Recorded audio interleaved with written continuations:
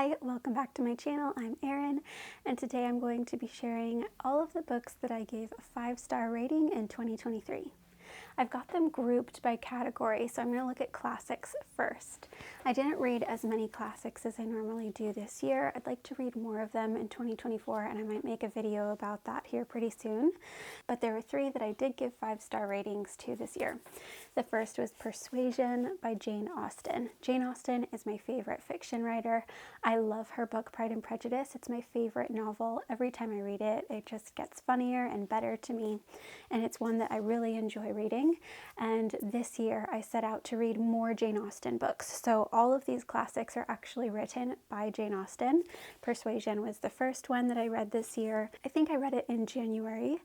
And this is about Anne Elliot and Captain Wentworth, and I loved the letter that he wrote to her at the end, which is probably the most swoon-worthy part of the book that everyone tends to love. So that was one that I really enjoyed. Then I read Love and Friendship and Other Youthful Writings. This is the Penguin Clothbound Classics edition. This is a collection of short stories and Jane Austen's writings from when she was younger, before she started publishing her novels. And there are just so many funny passages in this book. You can really see her humor coming through, even though they're not fully developed novels. And one of the things that I thought was really funny was this passage that says, "Lovely and too charming fair one, notwithstanding your forbidding squint, your greasy tresses, and your swelling back, which are more frightful than imagination can paint or pen describe, I cannot refrain from expressing my raptures at the engaging qualities of your mind," which is capitalized, "which so amply atone for the horror with which your first appearance must ever inspire the unwary visitor." I just thought that was so funny. And then there's another little short letter in here that her humor really shines through in. It reminds me of the character in Mr. Popper's Penguins that always starts her words with the letter P. So it says, "To Miss Cooper.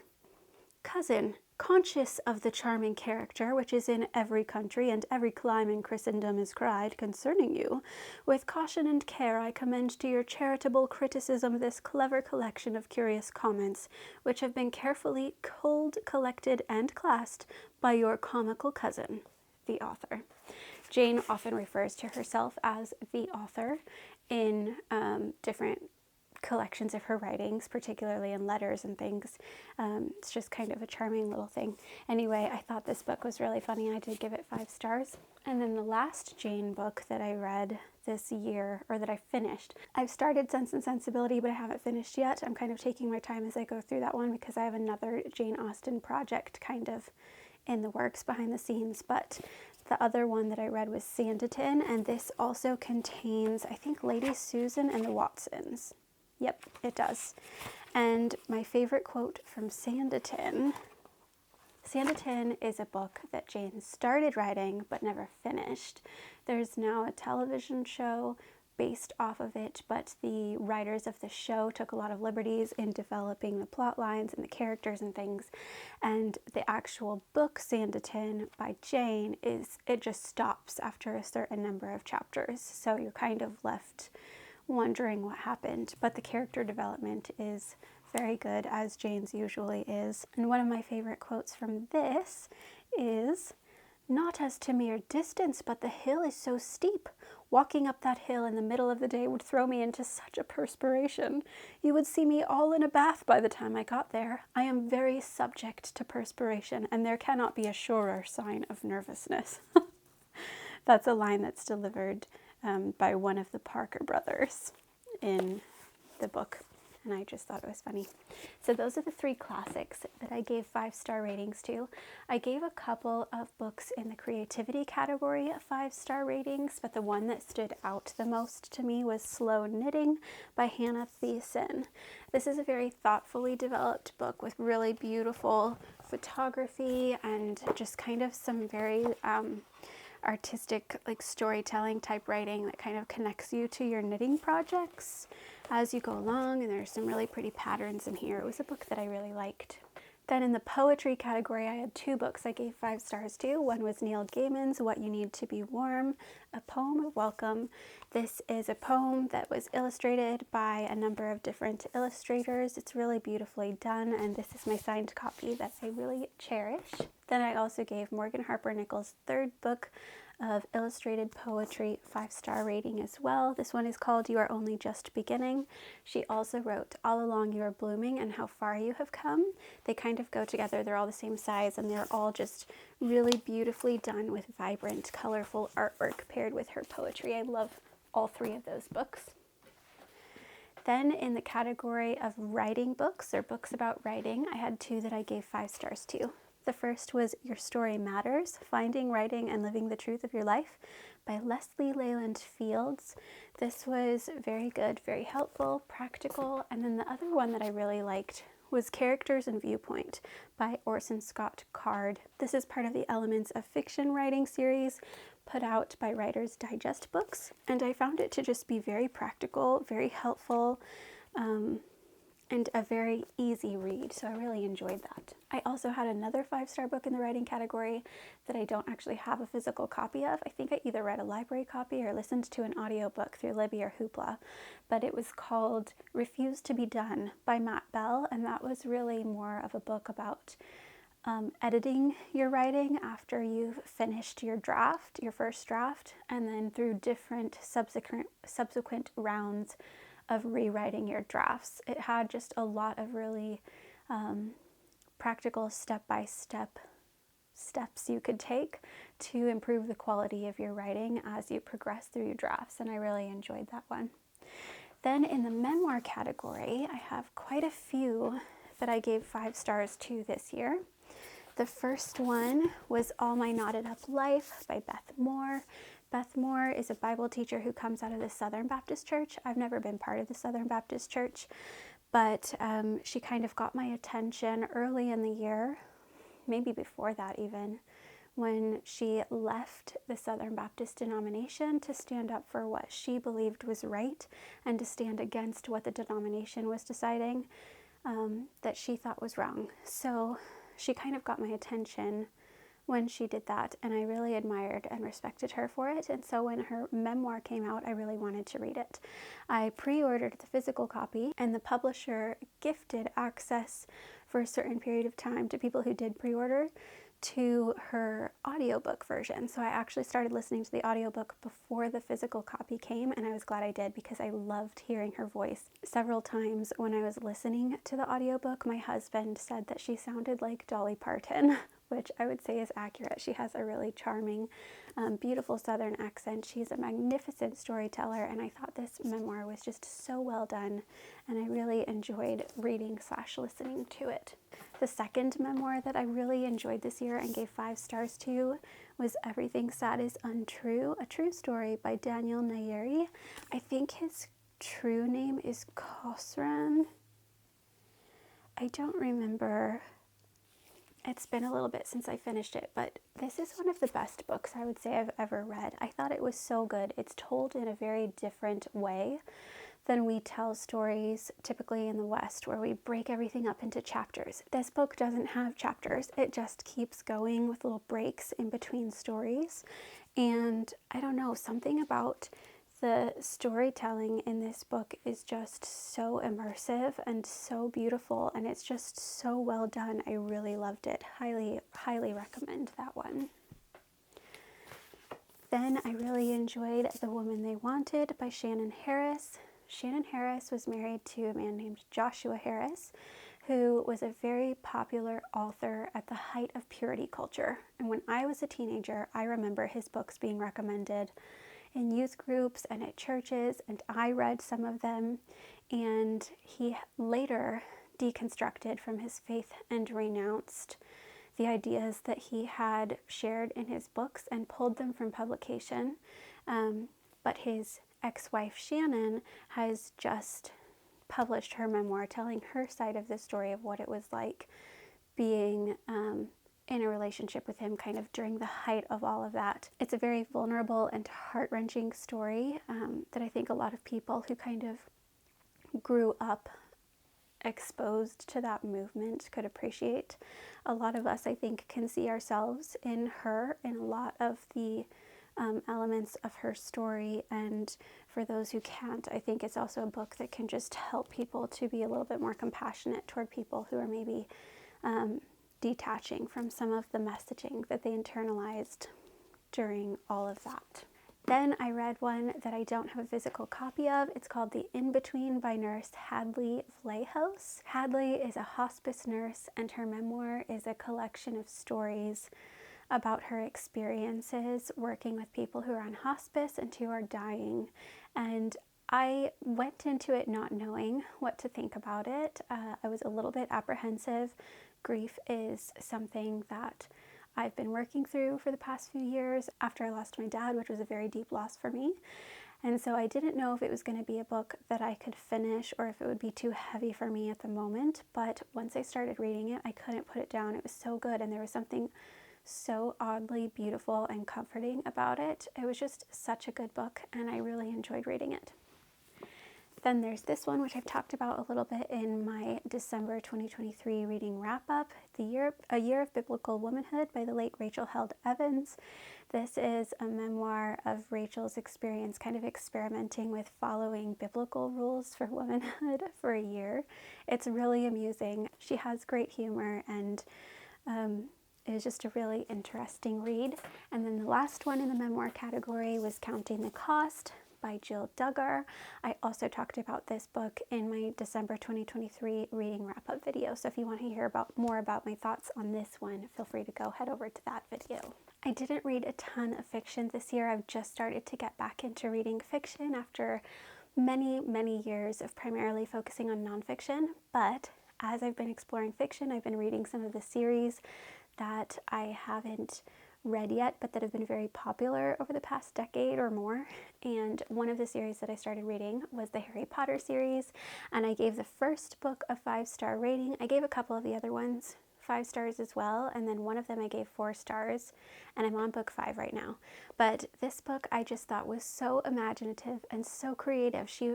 The author manages to make every little ordinary element in the story extraordinary somehow, and I just found this to be such a surprisingly delightful read, and I really enjoyed reading it.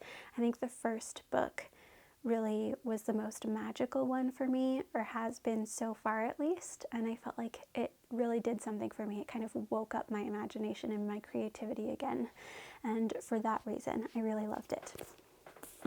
I'm also including It's Okay That You're Not Okay by Megan Devine in this whole 5-star rating video. I actually gave this one 4 stars, but for a very minor reason, and overall I would say that it is a 5-star book. I've actually been considering upping my rating to 5 stars, so this is one that I definitely would recommend for anyone who has walked through grief or loss, loves someone and wants to be a friend to someone who has, or just anyone who wants to be a decent human around people who are walking through grief and loss. I feel like this book would just help people to understand some things a little bit better and help our culture kind of reshape the way that we think about grieving. It's just a really excellent book, and I highly recommend it. Then I have a stack of books that fall within the categories of faith, or the intersectionality between faith and women's studies, or deconstruction, etc. I've been walking through a deconstruction process of my faith for the past 10 years or so, really hitting the peak of it around 2020 through now, and I've found that my faith just looks a lot different now than it used to. It doesn't really fit into a tidy little category or box anymore. And I don't even know what labels I would use to put on it right now, but I can tell you that I had several books that I did end up giving 5 stars to this year that fall within that whole broader category. And for me, that's saying something at the moment, because I find a lot of faith-based books at the moment to be very shallow or trite or off-putting or re-traumatizing, and so I've become a little pickier about the kinds of books I read, but these are ones that I really, really enjoyed. The first is Attached to God by Crispin Mayfield, which is also just a really fun name to say, but this book explores how our attachment styles kind of as we think of them through the field of psychology, relate to how people relate to God or the concept of God in their lives. And it kind of talks about healthy versus unhealthy attachment styles and how those might be manifesting in our relationship to the divine. And I thought this book was just really interesting and so thoughtful and thought-provoking.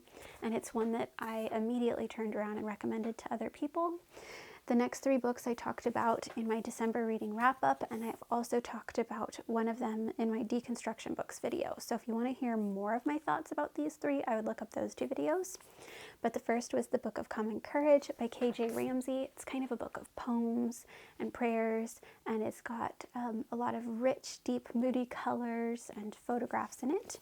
Then When Religion Hurts You by Dr. Laura Anderson. This is my top read in the nonfiction category of 2023.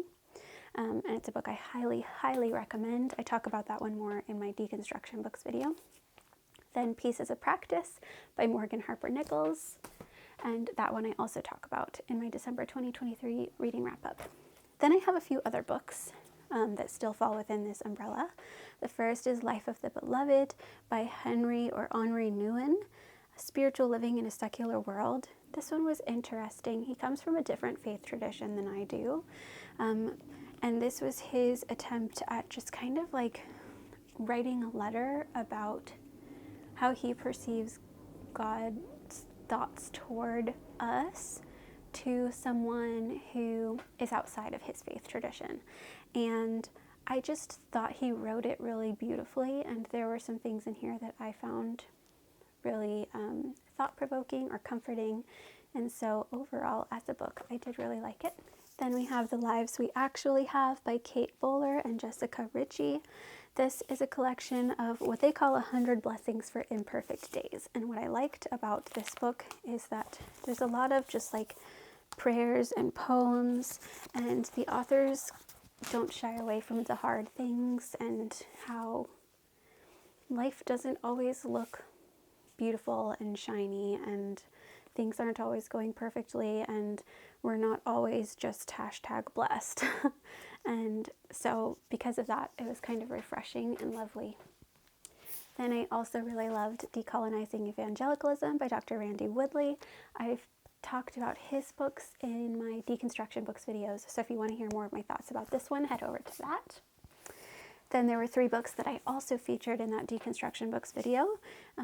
So for more of my thoughts on these, definitely head over there because I talk about them in more depth. But the first was Sinners in the Hands of a Loving God by Brian Zond, Original Blessing by Danielle Schroyer, and Love Wins by Rob Bell. All 3 of those books really made me think, and I really like kind of the picture of a faith tradition that you can construct when you kind of combine what the authors are talking about in those 3 books particularly. Also talked about in that video about deconstruction, Unveiling Paul's Women and Rediscovering Scripture's Vision for Women by Lucy Pepiot, and Pray Tell by Tiffany Bloom. So you can definitely hear more about what I think about those over in that video, as well as Priscilla's Letter by Ruth Hoppen.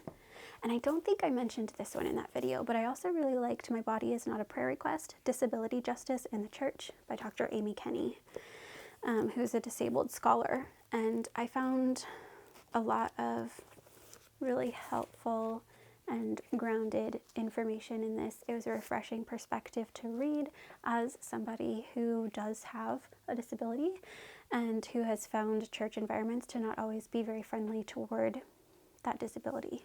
This is one that I think would be a good read for anyone who does spend time in a church environment, or anyone who feels the need to pray for someone who is visibly disabled particularly. Just kind of reframing the way that we think about disability in faith communities, I think, is a good idea in general. Then I have a stack of honorable mentions that I gave somewhere between 4 and 4.75 stars. For whatever reason, I didn't give them a whole 5 stars, but I still would recommend them, and I still think they're worth reading. The first still falls under that faith category. This is the NET translation of the Bible, and this is the Full Notes edition. And I have a blog post about this one on my blog. I'll link it in the description below, in which I do a full analysis of this or a full review rather, of this translation. There were a lot of things I really liked about it, particularly the abundance of translator notes. So in my opinion, and in the opinion of many other people as well, Bible translation work always involves interpretation, and interpretation always affects people because people use the Bible to tell people how to live their lives. And if the interpretation that has accompanied the translation work skews the way people think, skews what people think the text is actually saying, then the way they teach that passage is affected as well, and people are affected. So I actually think translation work is really, really important and impactful. And throughout history, most translation work has been done by men, and a lot of women have been oppressed because of the way the text has been translated or interpreted or taught or implemented in faith environments over time. So I've actually been on a journey for the past few years, reading as many different translations of the Bible as I can find, for a number of reasons. Maybe I'll talk about that at some other point. But anyway, this is one of my favorites so far. It's not my top favorite, but it was an edition that I really did enjoy reading, particularly because of the abundance of translator notes. So when the translators of this version chose to translate a Greek or Hebrew word into English a certain way, but there was another way to translate it, they would explain in the translator notes why they chose the wording or phrasing that they did, but they would also sometimes provide the way other translators have translated it in other versions and why, and maybe compared their two positions and offered why they thought that wasn't as valid of an option, etc. And that was something that I really appreciated. I just think that the level of transparency that they brought to the translator notes, through the translator notes, was really refreshing, and I really liked it for that reason. Then I had a couple of books that dive into the topic of autism and neurodivergence. The first was Unmasking Autism by Devin Price. I thought this book was excellent. I think I gave it 4 stars. And I also gave 4 stars to this one, Sensory Life on the Spectrum, an Autistic Comics Anthology. This is a really beautifully done book. It's illustrated and written by different autistic people, and I just thought that was a really fascinating read. Then I really, really liked No Cure for Being Human and Other Truths I Need to Hear by Kate Bowler, who is a cancer survivor, and something that I just find so refreshing about her writing is just how honest she is when she's writing, and I really loved this book. I also gave 4 stars to Writing Fantasy and Science Fiction, How to Create Out of This World Novels and Short Stories by Orson Scott Card, who wrote one of the other writing books that I mentioned. He's also a sci-fi/fantasy writer. I believe he's the author of Ender's Game and that series and several other books. But this, as you can tell, I just thought was a really valuable resource as someone who's been experimenting with writing in different genres behind the scenes. Then there were a couple of Neil Gaiman books that I really enjoyed. I gave them both 4 stars. One was Fortunately the Milk, and the other was Coraline. These editions are illustrated by Chris Riddell. And the last honorable mention was Julian of Norwich, Revelations of Divine Love. This is a Penguin Black Spine classic. Julian was a 14th century anchorite and mystic. And this is just kind of, it's almost like reading a journal just of her experiences with spirituality and with God and her perception of God. And I enjoyed this not because I come from her faith tradition or agree with her on everything, but just because I thought it was really interesting to read a woman's thoughts about God and spirituality who lived so many hundreds of years before I did. And I just thought that was a really interesting read. Those are the books that I rated 5 stars or close to it this year. If you've read any of them, I'd love to hear what you think about them, or if any of them interest you, or feel free to share your top reads from this year in the comments below. I also read a lot of kids' picture books this year, but I'm going to talk about my 5-star rated picture books in a different video because there were quite a few of them. Thanks so much for watching. I hope you'll come back, and I hope to see you in the next video. Bye!